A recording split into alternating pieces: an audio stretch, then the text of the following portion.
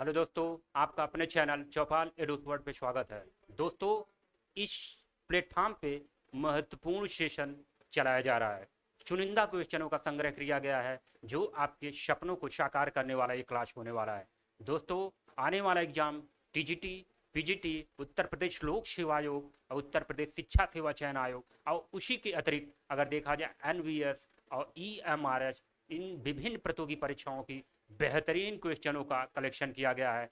आप लोग इस क्लास के साथ जुड़िए। आपको समय समय पर इस प्लेटफॉर्म पे आपको विभिन्न प्रतियोगी परीक्षाओं के क्लास प्रोवाइड किए जा रहा है। मेरे द्वारा आपका जियोग्राफी सब्जेक्ट और पॉलिटी सब्जेक्ट का बेहतरीन कलेक्शन क्वेश्चनों का किया गया है और आपका टीजीटी, पीजीटी और एसएसटी का बेहतरीन क्लास आपको इस प्लेटफॉर्म पे मिलने जा रहा है। आइए आज के सेशन का बेहतरीन क्वेश्चनों का जो कलेक्शन किया गया है आपके सामने प्रस्तुत करते हैं, जिसमें आज के सेशन का आपका पहला क्वेश्चन दिया है, निम्नलिखित नदियों के भारत में उनके बेसिन क्षेत्र के घटते क्रम में से कौन सा क्रम सही है। इसमें बताना है बेसिन क्षेत्र के आधार पे घटते क्रम में जो है लगाना है, जिसमें ऑप्शन दे रहा है गंगा, सिंधु, गोदावरी और कृष्णा, और बी में दे रहा है सिंधु, गंगा, कृष्णा, गोदावरी, और सी में गोदावरी, गंगा, सिंधु, कृष्णा, और आपका लास्ट में कृष्ण, सिंधु, गोदावरी और गंगा। तो दोस्तों, बेसिन क्षेत्र के अगर घटते क्रम में लगाना हो तो ये आपका गंगा, सिंधु, गोदावरी, कृष्णा, ये आपका राइट हो जाएगा। Option number A is right हो जाएगा। बेसिन क्षेत्र के आधार पे ये आपका राइट हो जाएगा। आइए नेक्स्ट क्वेश्चन पे हम लोग चलते हैं, जहां दिया गया है कुल जनसंख्या में अनुसूचित जनजाति की जनसंख्या का उच्चतम प्रतिशत बताना है। ऑप्शन दे रहा है अरुणाचल प्रदेश, मिजोरम, नागालैंड और मेघालय। दोस्तों, इसमें अनुसूचित जनजाति की संख्या अगर उच्चतम प्रतिशत के आधार पर देखा जाए तो ये आपका मिजोरम राज्य, जिसका 94.4% ये आपका जो है, ये आपका मिजोरम जो कि नॉर्थ ईस्ट का एक राज्य है, इसका 94.4% जो है अनुसूचित जनजाति की संख्या उच्चतम प्रतिशत पाया जाता है। तो ये आपका ऑप्शन के अकॉर्डिंग बी इज राइट हो जाएगा। आइए इसी क्रम में हम लोग नेक्स्ट क्वेश्चन पे चलते हैं, जहां दिया गया भारतीय जनगणना द्वारा वर्ग थर्ड, ये आपका वर्ग थर्ड शहर को परिभाषित करने के लिए निम्नलिखित में से किस रेंज के जनसंख्या आकार का उपयोग किया जाता है। ऑप्शन दे रहा है आपका 20,000 से 49,999, और आपका बी में दे रहा है ये आपका 30,000 से 61,999, और ये आपका 24,000 से 54,999, और ये आपका 50,000 से 99,999। तो दोस्तों, इसमें जो है अगर देखा जाए थर्ड शहर को परिभाषित करने के लिए ये आपका जनसंख्या का आकार ये आपका 20,000 से 49,999, ये आपका ऑप्शन ए इज राइट हो जाएगा। काफी इंपॉर्टेंट है, इसे आप लोग जो है याद रखिएगा। आइए इसी क्रम में हम लोग नेक्स्ट क्वेश्चन पे चलते हैं, जहां आपका दिया गया है निम्नलिखित में से राज्यों में से जनगणना 2011 के अनुसार सर्वाधिक जनसंख्या घनत्व किससे जो किस में है। ऑप्शन दिया गया है केरल और पश्चिम बंगाल और बिहार और आपका उत्तर प्रदेश। तो दोस्तों, भारत में अगर देखा जाए सर्वाधिक जनसंख्या घनत्व वाला राज्य ये आपका बिहार राज्य प्रथम स्थान पे जो आता है। इसका जो है जनसंख्या घनत्व 1106, इसका जो है जनसंख्या घनत्व है 1100, ये आपका 6, ये आपका जनसंख्या घनत्व काफी इंपॉर्टेंट है, इसे आप लोग जो है याद रखिएगा। और आपका वेस्ट बंगाल का देखा जाए तो ये आपका 1000, ये आपका 28, ये आपका जो है वेस्ट बंगाल का पाया जाता है। और वहीं पे अगर आपका यूपी का देखा जाए तो ये आपका 829, ये आपका यूपी का पाया जाता है। और वहीं पे केरल का अगर देखा जाए तो केरल का ये 860, ये आपका जनसंख्या घनत्व पाया जाता है। तो यहाँ पे सभी का हम बता दिए हैं, कोई आपका जो है परीक्षा में पूछेगा तो आप लोग आराम से ये आप लोग कर लेंगे। आइए इसी क्रम इसको आप लोग एक बार देख लीजिए, तो प्रश्न के अकॉर्डिंग ये आपका ऑप्शन सी इज राइट हो जाएगा। केरल का 860 जनसंख्या घनत्व, पश्चिम बंगाल का 1028, और आपका बिहार का 1106, और आपका उत्तर प्रदेश का 829। तो भारत में जब भी सबसे ज्यादा पूछेगा तो आप जनसंख्या घनत्व में आप लोग बिहार लगाएंगे, और इसका जो है 1106 ये आपका जनसंख्या घनत्व है। तो ये आपका सी राइट हो जाएगा। आइए नेक्स्ट क्वेश्चन पे चलते हैं, जहां आपका दिया गया है निम्नलिखित राज्यों में से किस में गरीबी रेखा के नीचे जनसंख्या का सर्वाधिक प्रतिशत, ये आपका 2011 और 12 के अकॉर्डिंग बताना है। क्या वह बिहार है, या झारखंड है, या छत्तीसगढ़ है, या आपका मणिपुर है। तो दोस्तों अगर गरीबी रेखा के नीचे जनसंख्या का सर्वाधिक प्रतिशत देखा जाए तो जो है ये आपका 11 और 12 के अकॉर्डिंग ये आपका ये छत्तीसगढ़ होगा, जो कि आपका 39 पॉइंट ये आपका 93 होगा। लेकिन दोस्तों अगर 2024 के अकॉर्डिंग देखा जाए, 2024 के अकॉर्डिंग ये आपका नीति आयोग के द्वारा जो एक रिपोर्ट जारी किया गया है, ये आपका बिहार आ जाएगा। बिहार का अगर परसेंटेज देखा जाए तो बिहार ये आपका 33.36% ये आपका जो है ये वर्तमान में 2024 के अकॉर्डिंग ये आपका हो गया है 33.36। बिहार का ये सबसे जो है सर्वाधिक ये आपका गरीबी रेखा से जो है नीचे है। तो 2024 के अकॉर्डिंग जब भी पूछेगा तो आप बिहार को लगाएंगे, और 11-12 के अकॉर्डिंग ये आपका छत्तीसगढ़। तो प्रश्न के अकॉर्डिंग आप लोग option number C is right ये आपका होगा। आइए इसी क्रम में हम लोग नेक्स्ट क्वेश्चन पे चलते हैं। यहाँ आपका दिया गया है झूम क्या है, ये आपका झूम दिया है, इसको बताना है क्या है। क्या यह एक लोक नृत्य है, क्या यह एक नदी घाटी का नाम है, या एक जनजाति का, या एक खेती पद्धति का। तो दोस्तों झूम ये एक खेती का जो है प्रकार है, जो अगर भारत में सबसे ज्यादा देखा जाए तो ये आपका नॉर्थ ईस्ट अर्थात भारत के उत्तरी पूर्वी क्षेत्र में सर्वाधिक जो है ये झूम की खेती की जाती है। तो झूम क्या है, ये आपकी एक खेती की पद्धति, इसे आप लोग जो है याद रखिएगा, काफी इंपॉर्टेंट है। ये आपका झूम से एक क्वेश्चन जो है अक्सर ये आपका बन जाता है। अगर इसको देखा जाए तो एमपी में इसको विभिन्न नामों से जो है विभिन्न राज्यों में विभिन्न नामों से इसे जाना जाता है एमपी, और आपका वहीं पे ये आपका आंध्र प्रदेश ये देखा जाए, और आपका केरल, ये विभिन्न राज्यों में इसका जो है विभिन्न राज्यों के जो है नामों में अलग अलग नामों से जाना जाता है। अगर केरल में देखा जाए तो इसे कुमारी, जो काफी बार परीक्षाओं में पूछा है, इसे कुमारी के नाम से जानते हैं।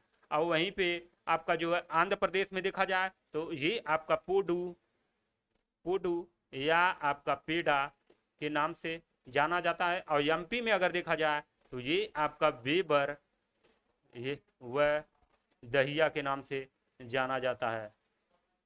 ये विभिन्न जो है राज्यों में झूम खेती को अलग अलग नामों से जाना जाता है। तो एमपी में वेबर दहिया, और आंध्र प्रदेश में पोंडू या पेंडा, या केरल में इसे कुमारी के नाम से जाना जाता है। तो ये सब आप लोग याद रखिएगा, काफी इंपॉर्टेंट है। और उड़ीसा में एक पूछता है पामाडाबी, ये आपका उड़ीसा राज्य का है, तो इसे भी आप लोग याद रखिएगा, काफी इंपॉर्टेंट है। तो ये आपका option number D is right हो जाएगा। आइए नेक्स्ट क्वेश्चन पे चलते हैं।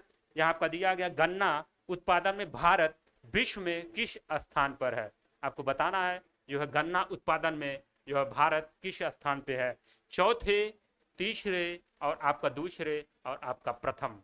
तो दोस्तों गन्ना उत्पादन में अगर देखा जाए तो भारत का स्थान ये आपका ऑप्शन नंबर जो सी दिया है दूसरे, ये आपका राइट हो जाएगा। अगर गन्ना उत्पादन में पहले, दूसरे और तीसरे, चौथे, पांचवें राज्य में देखा जो है इसको विश्व में देखा जाए किस स्थान पे आता है, तो आइए इसको हम लोग क्रम में लगाते हैं। ये आपका ब्राजील जो है, ये ब्राजील ये आपका पहले स्थान पे, और ब्राजील के बाद अगर देखा जाए तो ये आपका जो दूसरे पे भारत आता है, और ये आपका जो है तीसरे पे आपका चीन, और चीन के बाद ये आपका थाईलैंड, थाईलैंड ये आपका जो है थाईलैंड,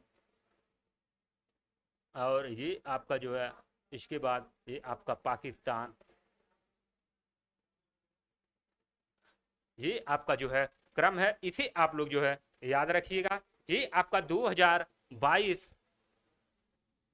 और ये आपका 23 का डाटा के अकॉर्डिंग ये आपका जो है विश्व के शीर्ष 5 विश्व के ये आपका विश्व के ये आपका विश्व के शीर्ष 5 जो है ये आपका देश जो है ये आपका है। पहले पे ब्राजील, भारत, चीन, थाईलैंड, पाकिस्तान, ये आपका 2022 और 23 जो है आंकड़ों के अनुसार ये आपका जो है गन्ना उत्पादन में ये क्रम है। ब्राजील के बाद आपका दूसरे पे जो है भारत आता, जो कि प्रश्न में यही पूछा था। तो option number C is right हो जाए। ये आपका 22-23 आंकड़ों के अनुसार है।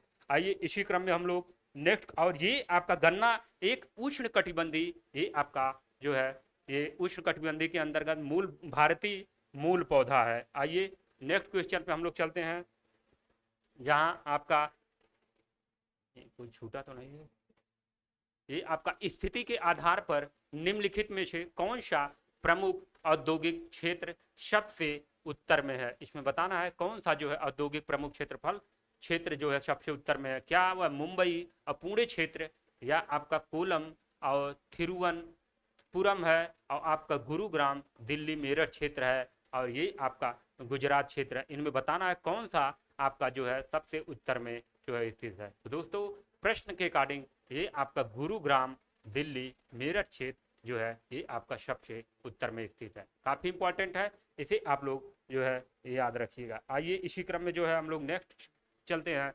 निम्नलिखित में से कौन सा एक कथन सत्य है।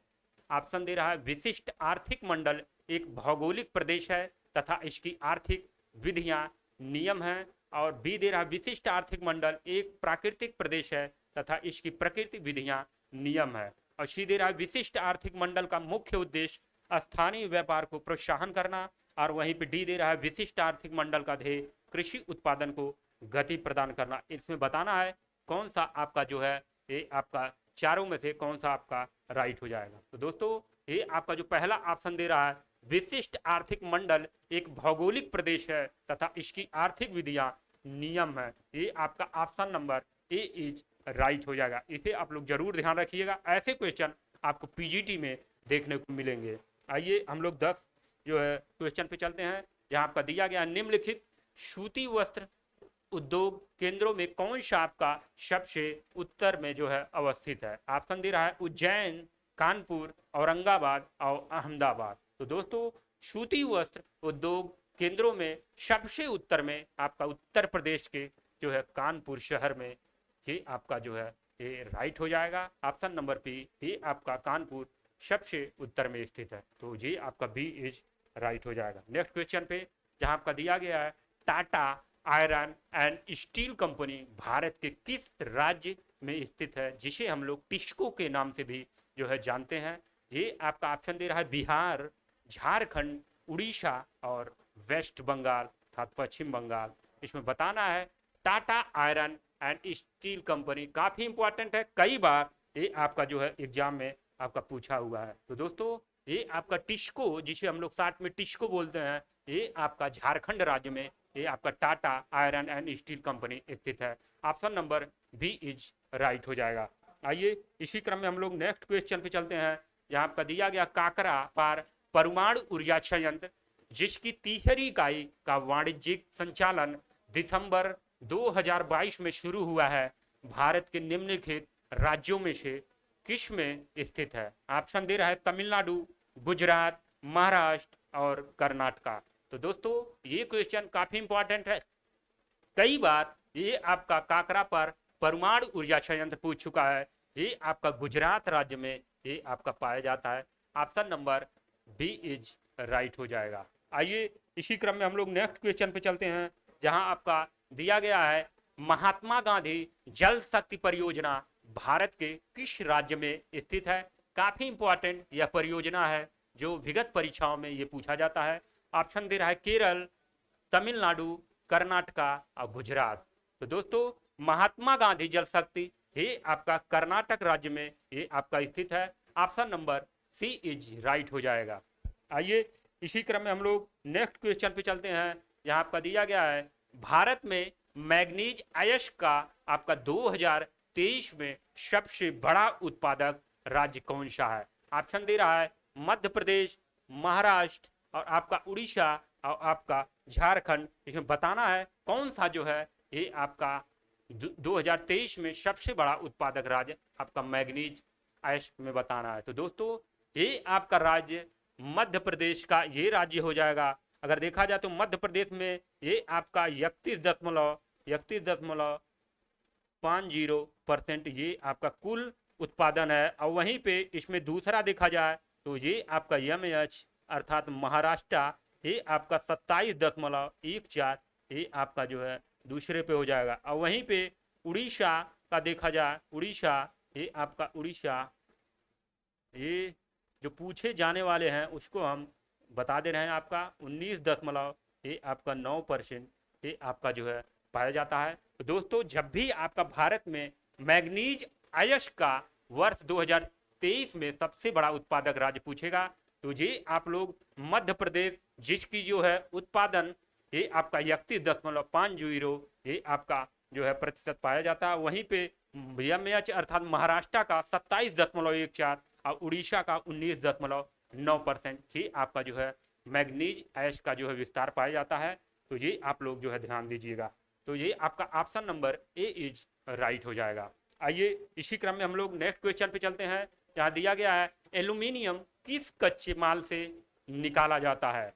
ये आपका एल्यूमिनियम जो है किस कच्चे माल, या गैलिना, या क्यूप्राइट, और ये आपका बॉक्साइट, और ये आपका कैलेमाइन। तो दोस्तों ये आपका एल्यूमिनियम, ये आपका बॉक्साइट जो है माल से निकाला जाता है। तो option number C is right हो जाएगा। काफ़ी बार ये क्वेश्चन आया हुआ है, तो ये आप लोग याद रखिएगा। भारत के किस राज्य में ये आपका क्रोमाइट के सर्वाधिक भंडार अवस्थित हैं। तो ये आपका क्रोमाइट दे रहा है राजस्थान, छत्तीसगढ़, और ये आपका तेलंगाना और उड़ीसा। इसमें बताना है कि जो है क्रोमाइट सर्वाधिक जो है कहाँ पाया जाता है। तो दोस्तों ये आपका क्रोमाइट को अगर देखा जाए, क्रोमाइट ये आपका क्रोमाइट, ये आपका क्रोमाइट में जो है ये आपका उड़ीसा, ये उड़ीसा, उड़ीसा ये आपका जो है पाया जाएगा। अर्थात ये आपका जो ऑप्शन यहाँ दिया है ये आपका जो है राइट हो जाएगा। उड़ीसा, ये आपका जो डी ऑप्शन दे रहा है ये आपका राइट हो जाएगा। उड़ीसा, उड़ीसा राज्य में जो है क्रोमाइट के सर्वाधिक भंडार अवस्थित हैं। तो option number D is right हो जाएगा। आइए इसी क्रम में हम लोग नेक्स्ट क्वेश्चन पे चलते हैं। यहाँ आपका दिया गया है गोदावरी नदी पर पोचमपात बांध एक भारतीय बाढ़ प्रवाह परियोजना है जिसे निम्नलिखित में से किस और नाम से जाना जाता है। इसमें बताना है पोचमपात बांध को और किस नाम से। ऑप्शन दे रहा है गोविंद बल्लभ पंत सागर परियोजना, गांधी सागर परियोजना, राजीव गांधी सागर परियोजना, और श्री राम जो है सागर परियोजना। तो दोस्तों गोदावरी नदी पर पोचमपात जो है एक भारतीय बाढ़ प्रवाह परियोजना है जिसे जो है किस अन्य और नाम से जाना जाता है। तो ये आपका श्री राम सागर परियोजना के नाम से इसे जाना जाता है। ये आपका option number D is right हो जाएगा। काफी इंपॉर्टेंट ये परियोजना है, इसे आप लोग जो है जरूर ध्यान रखिएगा। आइए इसी क्रम में हम लोग नेक्स्ट क्वेश्चन पे चलते हैं। जहां आपका दिया है निम्नलिखित में से सर्वाधिक सिंचित राज्य कौन सा है। इसमें बताना है कि सर्वाधिक जो है सिंचित राज्य कौन सा है। आपका ऑप्शन दे रहा है पंजाब, उत्तर प्रदेश, बिहार, और ये आपका आंध्र प्रदेश। इन चारों में जो है बताना है किसका जो है सर्वाधिक जो है ये आपका सिंचित क्षेत्र है। तो दोस्तों सर्वाधिक सिंचित देखा जाए तो ये आपका जो है पंजाब राज्य का ये आपका सर्वाधिक सिंचित राज्य, जिसका ये आपका 99.60 ये आपके क्षेत्रफल पर जो है इसकी सिंचाई की जाती है। इतना क्षेत्रफल पर जो है इसकी सिंचाई जो है की जाती है। तो दोस्तों आप लोग देख सकते हैं इसी वजह से जो है पंजाब में जो है आपका उतना ज़्यादा आप ये सब जो है मानसून पर निर्भर नहीं होते हैं, क्योंकि वहाँ पे सिंचाई की सुविधा जो है अच्छी है। तो दोस्तों ये आपका प्रश्न के according option number A is right हो जाएगा। पंजाब में लगभग 99.60 क्षेत्रफल पर ये आपका जो है सिंचित जो है ये आपका सर्वाधिक सिंचित क्षेत्र पाया जाता है। आइए नेक्स्ट क्वेश्चन पे चलते हैं। यहाँ आपका दिया गया है बोल्डर, कोबल, बजरी और रेत डैश मिट्टी वर्गीकरण के घटक हैं। जो ये सब वर्गीकरण किए गए हैं आखिर किस जो है देश के हैं, अमेरिकन, अफ्रीका, और आपका ऑस्ट्रेलियन और भारतीय। तो दोस्तों बोल्डर, कोबल, बजरी और रेत ये आपका भारतीय मिट्टी के वर्गीकरण के ये आपके घटक हैं। Option number D is right हो जाएगा। इसे आप लोग जरूर याद रखिएगा, काफ़ी इंपॉर्टेंट है। आइए इसी क्रम में हम लोग नेक्स्ट क्वेश्चन पे चलते हैं। जहाँ आपका ये आपका 19 ये आपका 20 नंबर का क्वेश्चन है। निम्नलिखित मृदाओं में से भारत में सर्वाधिक विस्तृत मृदा कौन सी है? इसमें बताना है कि भारत में जो है सर्वाधिक जो है विस्तृत कौन सी मृदा है, या काली मिट्टी, जलोढ़ मिट्टी, या लाल एवं पीली मिट्टी, या लेटेराइट मिट्टी। तो दोस्तों जब भी आपका भारत में सर्वाधिक विस्तार पूछेगा तो आप लोग लगाएंगे जलोढ़ मिट्टी, क्योंकि भारत में सर्वाधिक जो है आपका विस्तार 43% लगभग इसका जो है विस्तार पाया जाता है। तो जब भी आपका जलोढ़ मृदा का आपका विस्तार पूछेगा तो आप लोग जलोढ़ मृदा का आपको लोग लगाएंगे आपका 43%। अब वहीं पे आपका इसके बाद अगर देखा जाए तो ये आपका लाल मिट्टी का आता है। लाल मिट्टी का अगर विस्तार देखा जाए तो ये आपका 18.6% पाया जाता है। और वहीं काली मिट्टी का देखा जाए, काली मिट्टी ये आपका काली मिट्टी का तो 15.2% क्षेत्र पर इसका जो है विस्तार पाया जाता है। और लेटेराइट मृदा का अगर देखा जाए, लेटेराइट मृदा, तो लेटेराइट मृदा का अगर यहाँ पे बताया जाए तो ये आपका 3.7% क्षेत्र पर ये आपका जो है लेटेराइट मृदा का जो है विस्तार पाया जाता है। तो दोस्तों ये आपका काली मिट्टी का पूछाएगा तो आप लोग 15.2, और लाल मिट्टी का 18.60, और ये आपका जलोढ़ जो भारत में सर्वाधिक क्षेत्रफल विस्तार 43%, और लेटेराइट का 3.7%। ये आपका भारत में सर्वाधिक जो है मृदाओं का एक क्रम होता है। सबसे अधिक जो है जलोढ़, और उसके बाद आपका लाल, और उसके बाद काली, और उसके बाद लेटेराइट, इसका ये क्रम है। इसे आप लोग जो है याद रखिएगा। कभी कभी इन मिट्टियों का क्रम भी जो है लगाने में आ जाता है, तो इसे आप लोग याद रखिएगा। आइए हम लोग नेक्स्ट क्वेश्चन पे चलते हैं, जहाँ आपका दिया गया है मिट्टी का क्षरण होने वाले स्थानों पर दोबारा वनस्पति लगाई जा सकती है। जब एक बार क्षरण हो जाता है तो वहाँ पे किस प्रकार का जो है वनस्पति लगाया जा सकता है, क्या भारी प्रकार, या मध्यम, या हल्का, या नहीं, या कोई नहीं, इसमें बता रहा है। तो दोस्तों अगर इस मिट्टी में देखा जाए, इसमें जो है तो आप लोग ऑप्शन नंबर बी में आप लोग मध्यम प्रकार के ये आप लोग वनस्पति लगा सकते हैं। तो ये आपका ऑप्शन नंबर बी ये जो है काफ़ी इंपॉर्टेंट है। ये आपका जो है दोबारा, अच्छा सॉरी दोस्तों, ये आपका जो है मध्यम न होके ये आपका हल्का प्रकार, ये आपका ऑप्शन नंबर सी राइट हो जाएगा। ये आपका जो है जहाँ पे मिट्टी का क्षरण हो जाता है वहाँ पे हल्के प्रकार का आप लोग वनस्पति लगा सकते हैं। तो ये आपका option number C is right हो जाएगा। इसे आप लोग याद रखिएगा, काफ़ी इंपॉर्टेंट ये क्वेश्चन है। आइए इसी क्रम में जो है हम लोग नेक्स्ट क्वेश्चन पे चलते हैं, जहाँ दिया गया है निम्नलिखित में से कौन सी प्रजाति उष्ण कटिबंधीय सदाबहार वनस्पति की नहीं है। इसमें बताना है कौन सा जो है उष्ण कटिबंधीय सदाबहार वन की नहीं है। ऑप्शन दे रहा है एबोनी, रोजवुड, और आपका ये आपका अमलताश और महोगनी। तो दोस्तों उष्ण कटिबंधीय सदाबहार ये आपका एबोनी, रोजवुड, महोगनी ये है, लेकिन ये आपका जो अमलताश ये आपका उष्ण कटिबंधीय के अंतर्गत नहीं आता है। तो ये आपका बी इज राइट हो जाएगा। आइए इसी क्रम में हम लोग नेक्स्ट क्वेश्चन पे चलते हैं, जहां आपका दिया गया है आपका भारत के निम्नलिखित भागों में से किस में अधिकतम वर्षा प्राप्त होती है। काफी बार ये क्वेश्चन पूछा है। ये ऑप्शन दे रहा है उत्तरी भाग, मध्य भाग, और ये आपका पूर्वी भाग, और ये आपका उत्तरी पूर्वी भाग दे रहा है। तो दोस्तों भारत में अगर देखा जाए अधिकतम वर्षा ये आपका उत्तरी पूर्वी भाग अर्थात भारत के नॉर्थ ईस्ट जो 7 सिस्टर है उसमें भी अगर देखा जाए तो ये आपका मेघालय राज्य है, जहाँ पे गारो खासी जयंतियाँ ये आपका पाई जाती हैं। सर्वाधिक वर्षा उसमें खासी पहाड़ी पर सर्वाधिक वर्षा पाई जाती है। ये लगभग 400 वार्षिक सेंटीमीटर जो है ये आपका वर्षा पाया जाता है। आपका अगर ये देखा जाए, इसको बताया जाए, ये आपका उत्तरी पूर्वी भारत में ये आपका सबसे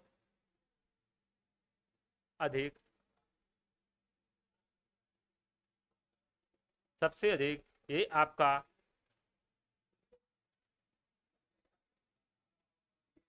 400 सेंटीमीटर ये आपका वार्षिक वर्षा ये आपका होती है। ये आप लोग ध्यान रखिएगा। ये आप लोग उत्तरी पूर्वी भारत में सबसे अधिक वर्षा 400 सेंटीमीटर ये आपका 400 सेंटीमीटर वार्षिक वर्षा होती है। तो ये आपका option number D is right है। इसे आप लोग जो है याद रखिएगा, 400 सेंटीमीटर वार्षिक वर्षा ये जो है होती है। आइए दोस्तों, इसी क्रम में हम लोग नेक्स्ट क्वेश्चन पे चलते हैं। यहाँ दिया गया भारतीय मानसून उत्पत्ति का गतिक संकल्पना के अनुसार ग्रीष्म आयनात जो है पर NITC-Z विस्तृत हो जाता है। 30 उत्तरी अक्षांश तक, या आपका 45 उत्तरी अक्षांश तक, या आपका ये 15 उत्तरी अक्षांश तक, या आपका 30 दक्षिणी अक्षांश तक। इसमें जो है बताना है कौन सा आपका जो है NITC-Z विस्तृत होता है। काफी इंपॉर्टेंट है, कई बार ये आपका क्वेश्चन पूछा हुआ है। तो दोस्तों ये आपका 30 उत्तरी अक्षांश तक इनका जो है विस्तार पाया जाता है। तो ये आपका option number A is right हो जाएगा। काफी इंपॉर्टेंट है, ऐसे क्वेश्चन को आप लोग जरूर याद रखिएगा। और ये आपका जो ये गतिक संकल्पना जो है, ये जो है इसको ये आपका फ्लोन महोदय ने ये आपका जो है दिया था। इसे भी जो है आप लोग याद रखिएगा। वह जो है गतिक संकल्पना फ्लोन महोदय के द्वारा ये आपका दिया गया था। आइए हम लोग नेक्स्ट क्वेश्चन 25 नंबर पे चलते हैं, जो आपका दिया गया भारत को जलवायु प्रदेशों में विभक्त करने का प्रथम प्रयास किया था। यहाँ पे बताना है प्रथम प्रयास, इस पे जो है विशेष ध्यान रखना। ऑप्शन दिया है BLC जॉनसन, और आपका KN राव ने, और W कोपेन ने, और ये आपका HE जो है ब्लैंडफोर्ड। इन चारों में जो है बताना है कौन सा जो है सबसे पहले जो है जलवायु प्रदेशों का जो है वर्गीकरण किया गया था। तो दोस्तों इनको देखा जाए तो ये आपका जो HE ब्लैंडफोर्ड, ये आपका कोपेन से पहले ये देने वाले हैं। ये आपका 1889 ईस्वी में इनके द्वारा ये दिया गया था। और वहीं पे अगर कोपेन के द्वारा देखा जाए तो इनके बाद आगे चल के कोपेन महोदय ने ये आपका 1918 ईस्वी में इनके द्वारा दिया गया था। कोपेन के द्वारा ये आपका 1918 में जो है कोपेन के द्वारा दिया गया था। और ये आपका सबसे पहले जब भी पूछेगा तो 1889 में ये आपका ब्लैंडफोर्ड के द्वारा ये आपका दिया गया था। तो ये आपका option number D is right हो जाएगा। ये आपका जो है 1918 है। ये आपका 1900 ये आपका 18 है। इसे जो है आप लोग याद रखिएगा। आइए नेक्स्ट क्वेश्चन पे हम लोग चलते हैं। यहाँ दिया गया है विषम जो है चुनना है। इसमें से 4 ऑप्शन दिया है, इसमें से विषम आपको चुनना है। ऑप्शन दे रहा है नर्मदा और तापी दोनों ही प्रायद्वीपीय नदियां हैं। नर्मदा और तापी दोनों का उद्गम मध्य प्रदेश से होता है। और नर्मदा द्रोणी और तापी द्रोणी दोनों ही महाराष्ट्र के कुछ हिस्सों से बहती हैं। और ये आपका नर्मदा और तापी दोनों ही जल के लिए वर्षा पर निर्भर करती हैं। तो दोस्तों इसमें अगर विषम चुना जाए तो ये आपका option number C is right हो जाएगा। काफी इंपॉर्टेंट ये है, ऐसे क्वेश्चन आपको जरूर देखने को मिलेंगे। तो ये आपका राइट हो जाएगा, ये आपका विषम है। आइए नेक्स्ट क्वेश्चन पे चलते हैं, जहां दिया पैंगोंग झील। काफी इंपॉर्टेंट है, पूछा हुआ क्वेश्चन है और आने वाले एग्जाम में आपका ये पूछा जाएगा। निम्नलिखित में से काफी ये चर्चे में रहता है, निम्नलिखित में से किस क्षेत्र में अवस्थित है? या यह गिलगित है, या आपका बलिस्तिस्तान है, या लाहौल और स्पीति है, या पूर्वी लद्दाख है? तो दोस्तों पैंगोंग झील ये आपका पूर्वी लद्दाख में ये आपका स्थित है, जो लगभग